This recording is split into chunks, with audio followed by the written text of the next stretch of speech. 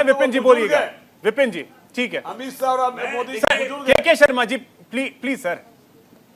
8 सीटें जो उत्तर प्रदेश की पहले चरण में चुनाव में गई हैं, तो यहाँ पर बड़ा दिलचस्प मुकाबला है क्योंकि 2019 वाली बात नहीं है। अब समीकरण स्थिति बदल चुकी है क्योंकि यहाँ पर मायावती जी अलग चुनाव लड़ रही हैं।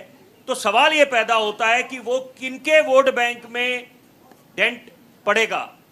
क्या वो इंडिया अलायंस के वोट बैंक में डेंट पड़ने वाला है या एनडीए के अलायंस में डेंट पड़ेगा, क्योंकि या खुद ही बाजी मार जाएंगी वो। तो यहां पर ये बड़ा दिलचस्प मुकाबला हो जाता है। पहली बात, सवाल मैं ये पूछना चाहूंगा भाजपा के प्रवक्ता और कांग्रेस के प्रवक्ता से कि पहली बात कांग्रेस के प्रवक्ता से मैं पूछना चाहूंगा कि क्या कारण रहा है कि क्योंकि 2019 में देखिए ये बात जितने पैनलिस्ट हैं आज ये इत्तेफाक रखेंगे कि एक महारत हासिल थी हरकृष्ण सिंह सुरजीत को जब अलग अलग विचारधाराओं के नेताओं को राजनीतिक दलों को एक मंच पे लेके आते थे। वो जरूर कोशिश करी थी चंद्रबाबू नायडू ने, विफल रहे। हार जीत तो लगी रहती है। 2019 में गठबंधन महागठबंधन का ऐलान हुआ था, बुआ भतीजा साथ आए, लेकिन अंत में क्या हुआ, नतीजों के बाद राहें अलग हो गई, दरारें आ गई। तो सवाल ये पैदा होता है कि यहां पर जो मायावती फैक्टर है वो क्या उसका क्या परिणाम होने वाला है इन चुनावों में, क्योंकि यहां पर ये जो जाटलैंड खासतौर पे बोला जा रहा है पश्चिम यूपी में कि मुकाबला बड़ा कड़ा होने वाला है, निश्चित बात है। और यहां पर तो मैं तारीफ करूंगा सपा की, क्योंकि ये जो 2022 के विधानसभा के चुनाव थे बड़ा कड़ा मुकाबला था। क्योंकि अगर आप तुलना करें पश्चिम बंगाल के विधानसभा के चुनावों से, वहां पर भाजपा हर एक मन से दावा कर रही थी कि हम दोहरा शतक लगाएंगे, लेकिन 100 से भी नीचे 100 भी नहीं पार कर पाए। तो यहां पर बहुत बड़ी केस स्टडी है कि सपा ने जो मुकाबला करा, और कहने को तो चुनावी मैदान में कांग्रेस भी थी, बसपा भी थी, लेकिन अंत में सीधी टक्कर, कांटे की टक्कर सपा की और भाजपा की। और अंत तक बड़े जिम्मेदारी से बात बोलूंगा, अंत तक सपा ने भाजपा को, जिसे अंग्रेजी में कहते हैं ऑन द एज, रखा।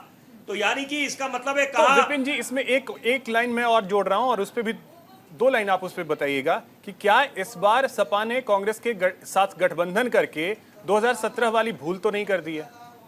देखिए वो तो वक्त तय करेगा, लेकिन यहाँ पर एक बात है कि अगर आरएलडी साथ आ जाता, हाँ, और अगर यहाँ पर बीएसपी भी साथ चुनाव लड़ती, हाँ, तो क्या जितनी सीटें उनके खाते में गई है वो उनको मिलती? तो यानी कि इसका मतलब है विकल्प। अरे भैया पहले भी वो गठबंधन कर चुके हैं। मैं वही 1 मिनट पहले भी वो गठबंधन करके चुनाव लड़ चुके हैं। महेश जी 1 मिनट, अगर आप पूरा मेरे विचार सुन लेंगे। आपके सामने आ चुका है, उसके बावजूद भी हम उसी चीज को फिर एनालिसिस करें। देखिए बड़ी हमारी भी समझ में नहीं आता है। महेश जी 1 मिनट, हमारी भी स्थिति, मैं जरूर इस बात का भी उल्लेख करना चाहूंगा, अलग अलग उपाधियां दी जाती है चौथे स्तंभ को। अभी थोड़े समय मैं पहले कुछ अगर मैं कांग्रेस की अच्छी बातें करूंगा, उनकी उपलब्धियां गिनाऊंगा, तो भाजपा वाले आरोप लगा देंगे कि यहाँ पर हम लोग कांग्रेस के प्रवक्ता वाला काम कर रहे हैं। वही बात लागू होती है कांग्रेस पे कि अगर हम भाजपा की कुछ उपलब्धियां, तो ये स्वाभाविक है। 1 मिनट, रिवायत से मैंने ये आपकी बात नहीं कर रहा। आजमाइश जो आजमाइश हो गई है, 1 मिनट, मैं पहले विचार अपने पूरे कर दूं। बउआ और दोनों शहजादे, दोनों लड़के, वो अलग आपको हक है। प्रधानमंत्री अगर बोलते हैं सारे वो फ्लॉप पिक्चर बार बार दिखाई जा रही है, महेश जी 1 मिनट, यही है कि आप बोले कि फ्लॉप पिक्चर बार बार दिखाई जा रही है या ब्रांड को आप दोबारा रीपैकेज करके आगे लेके जाना चाहते हैं जनता के पास। लेकिन ये मायावती फैक्टर भूलना नहीं चाहिए कि हर एक वोट एक सीट की अहमियत है। जल्दी से कमेंट देखिए, क्या हुआ ठीक है